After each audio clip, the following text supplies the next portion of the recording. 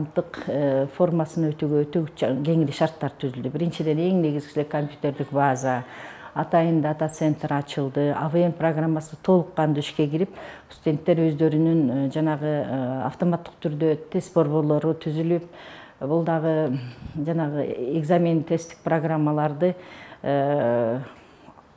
мындай бир адамдын катышуусун азайтуу менен студенттердин билимин акыйкат баалоо максатында ошол борборлор түзүлүп, студенттер ал жерден тесттерин жыйынтыгын дароо көрүп кете турган болушту. Ал дагы автоматтык түрдө ошол АВМде жазылып, өзүнүн жанагы автоматташтырылган справкаларга берилүү, атайын видео сабактарды чыгарып тартып,